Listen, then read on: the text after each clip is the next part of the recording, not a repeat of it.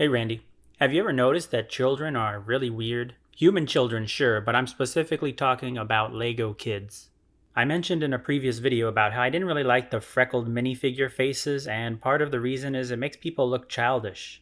And Lego kids often come with freckled faces, which is a bit weird, right? Like, freckles aren't exclusive to children. I guess they're just more prominent when you're a kid or something. It's a common trope, and probably a big reason I don't like it is it reminds me of the ridiculous children characters played by adult actors on Spanish television. El mejor actor de un niño son Guillermo Ortiz como el ratón, Pablo Domínguez como Pepito, Felicio Colón como Miguelito. But aside from the weird little freckled faces, the leg pieces are a bit strange too. The biggest problem is they don't move. So while an adult Lego gets to walk like this, Lego children have to walk around like this. It's unnatural. And they can't sit.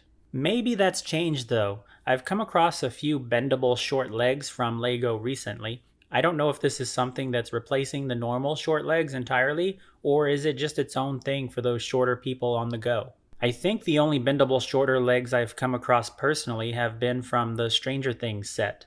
Meanwhile, the little pajamas girl from the recent Series 20 minifigures uses the unmovable legs. So maybe this means the movable legs are some kind of middle ground between little kids and adults, like the preteens of Stranger Things. These bendable legs are a little taller than the unbendable ones. I assume that's just out of necessity to make room for the joints, but it could also be indicative of a middle height for Lego people, taller than a child but still shorter than a typical adult.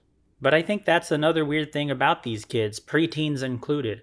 Why is leg height the only difference? It's still an adult-sized torso and an adult-sized head.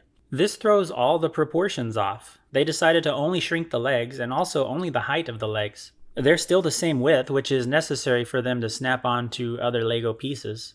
But if this is how Lego people grow and develop, it seems a bit weird that they'd go from a proportionally smaller baby to a child with fully grown adult body parts, except the legs, which still need time to grow. And halfway through that leg growth, they'll get the ability to sit down for the first time ever. So yeah, Lego children are weird. I guess making kid minifigures is tough, so this was probably the best Lego engineers could come up with. I don't remember any Lego children in our childhood, so I guess this is also a recent invention. I remember the Timmy character from the Lego Time Cruisers line, who seemed a bit on the young side. He did have those youthful freckles after all. Is he a kid? If they remade Time Cruisers, would he have short legs now? Would they bend? What do you think? See you soon.